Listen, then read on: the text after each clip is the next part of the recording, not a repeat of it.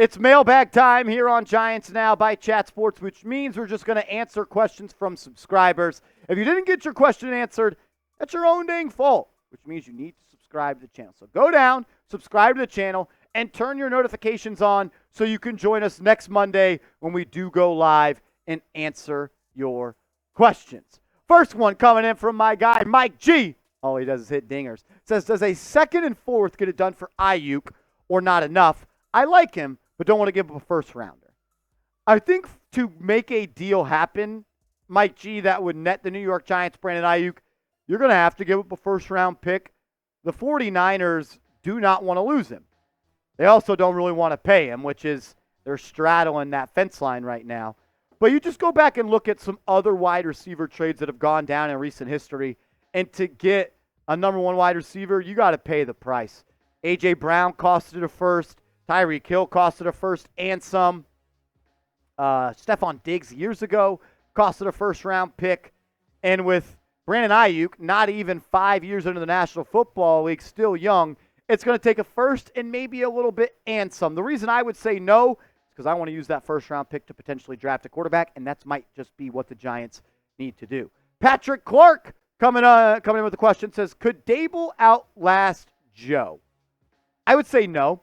I would say that you're always going to give your general manager, I feel like, a little bit more time than your head coach. Your general manager usually gets to hire 2 head coaches.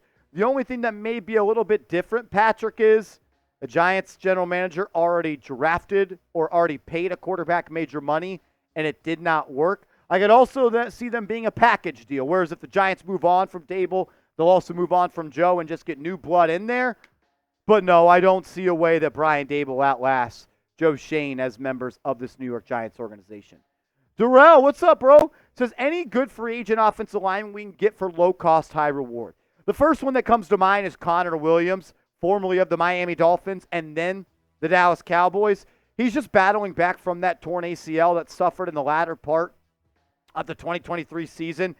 But in my opinion, he's one of the better run-blocking centers in the NFL. And what makes him attractive for me is the fact that he played guard coming out of college. Went to the University of Texas, drafted by the Dallas Cowboys, got his start in the NFL as a guard in the NFL, played so well, he signed with the Miami Dolphins, and they moved him to center. So that versatility for him to play guard and center, and both at a high level, makes him someone I would love for the Giants to sign. Connor Williams is the number 1 player on my list when it comes to affordable free agents.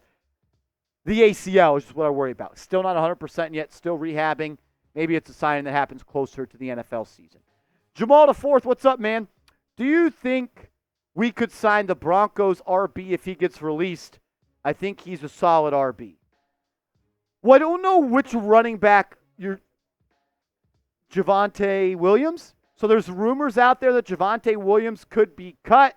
I am talking to our Denver Broncos insider as I film this, and he tells me that is not going to happen. Javonte is a good player. I don't see the Broncos moving on from him.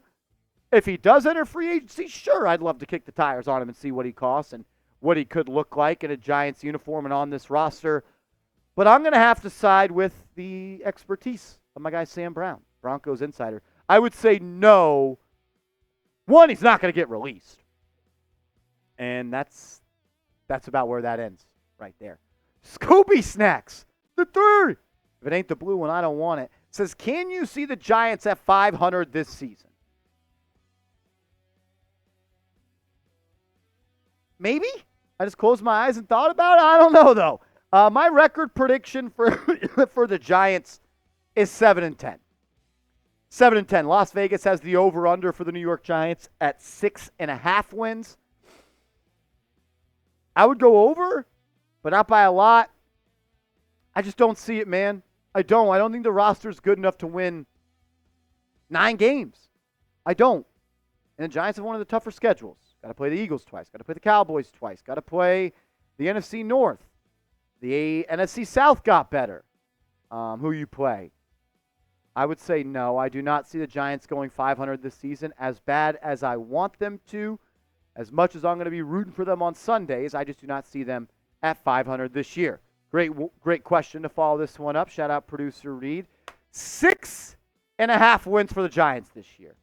This is the total in Las Vegas. The odds makers out west have set 6.5 as the line for the win total for the New York Giants this season. Type O for over. Type U for under. Nope says the NFC South didn't get better. Yeah, the Atlanta Falcons just added Kirk Cousins. Okay. Type O for over. Type U for under. CTM. Did Tyrod Taylor not want to be re-signed? I'm not sure why Tyrod Taylor did not get re-signed. I don't know if it's he didn't want to be here or the Giants did not want to get here. Well, nope. There's only 4 teams, bro. There's only 4 teams. Panthers got better as well, and the Bucks, they brought back their players. But nope knows all. He's always right. Did Tyrod Taylor not want to be re-signed? I would say if I had to make an educated guess, the Giants were just out of the Tyrod Taylor business. And also I think that he was a little bit disgruntled when it came to Tyrod Taylor being benched for Tommy DeVito. I thought that was asinine at the time, and I still think it is to this day. But I also think on the Giants side, they wanted a backup that's been a little bit more not injury prone, someone that's not been as injury prone as Tyrod Taylor. Taylor's been hurt, it seems like, his entire career. And yeah, more reliable, someone they could bet on to be available. Tyrod's really injury prone. I think he's actually a solid QB, but I just think his time as a Giant, unfortunately, ran his course. King Toxic. Who on staff needs to be replaced? I'd say Mara and Joe Schoen. Well, it's going to be tough to replace the owner of the football team. That's going to be tough. At this current moment, I don't think any staff members need to be replaced. I don't. I don't think any coaches or players need to be replaced.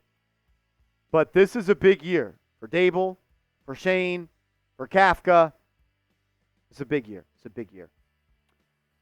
Orange Skull. Hey, Marsh, how much would it cost to sign Stephon Gilmore? I would say Gilmore could be looking close to maybe $10 million, $8 million, 8 to 10. Look, the only thing, unless Stephon Gilmore has told the New York Giants, I have zero interest in playing for you because I don't think you're any good and I want to play for a Super Bowl contender. Unless he's told you that, it's unacceptable that the Giants have not signed him. They have the money. They can create an additional $14 million in cap space if they restructure Andrew Thomas. And he's the best player at a position that's a major need. Your quarterback depth chart is shaky at best. And he's the best player available. And this team lacks top-end talent. He's not what he once was, but I still think he's a top 32 corner in this league. Maybe the best corner on this roster. Quite frankly, I think it's unacceptable the Giants did not sign Stephon Gilmore. I think it's unacceptable. Michael Cook, what's up, man? Knowing Illuminor can play right tackle and Runyon prefers left guard, is there a chance that the Giants are playing Illuminor at left guard currently, so when they shift him to right tackle, they can slide Neal to right guard? The reason I would say no to that is because I think Stinney is going to be the guard that they start when Evan Neal gets benched. And I don't think the Giants would just throw Neal at guard even with no preparation or no practice there, right? I think if Neal gets benched and you look at the O-line here, the easy fix is Illuminor to right guard, and then Stinney slots in at your left guard. Josh Azudu has strictly been working as a tackle this summer. So Azudu's a tackle for the Giants now. He's your swing tackle, or hope so. I'd say no to that.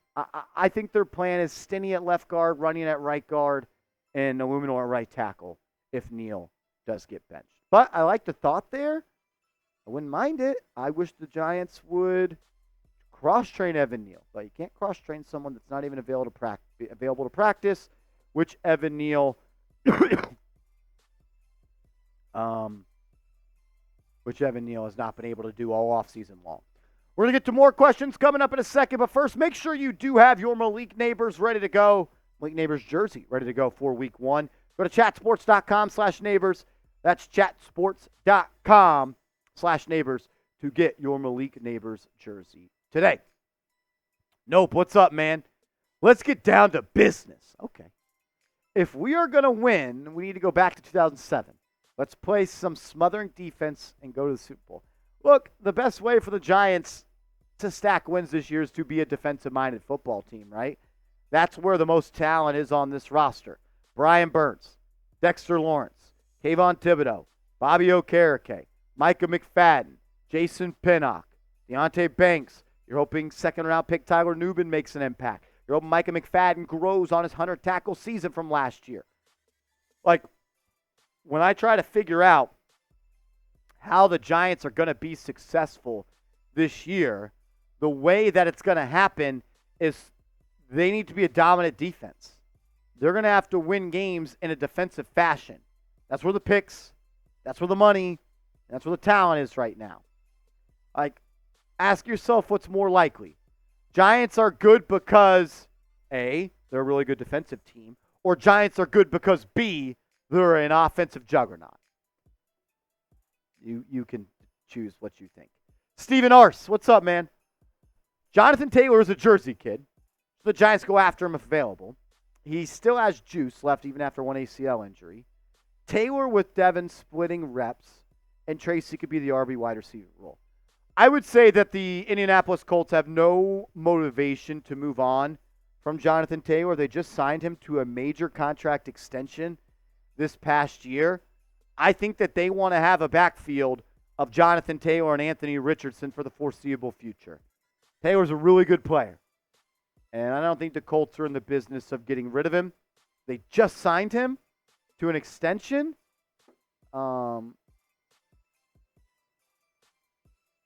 As I'm looking up his contract here, Jonathan Taylor signed a 3-year, $42 million extension.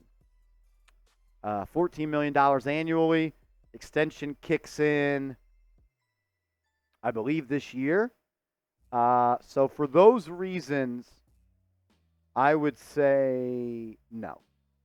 Yeah, first year is this year. First year of a 3-year, $42 million extension. If available, yeah, but he's not. He's just not. Last question coming in from my guy, King Toxic. Who do you think would be best offseason move to sign? At this point, I think there's 2 players the Giants should really think about signing. Stephon Gilmore and Connor Williams. Stephon Gilmore and Connor Williams. You want to get crazy? David Bakhtiari. I would like the Giants to go out and sign an interior defensive lineman. There's just not that many good guys at that position left. Best D tackle available. You let Calais Campbell go to the Miami Dolphins. That's a team trying to win games. Abdullah Henderson? Like, there's no good DTs left. Go sign David Bakhtiari. Go sign Connor Williams. Or maybe go sign the best corner available, which is a big question mark for your football team. Just my take, though. What is your boldest prediction for the Giants this year? Let me know in the comment section your boldest prediction for Big Blue this year. And if you haven't yet, make sure you are following me over on Twitter at @MarshallGreen_. I'm also on IG at @MarshallGreen_.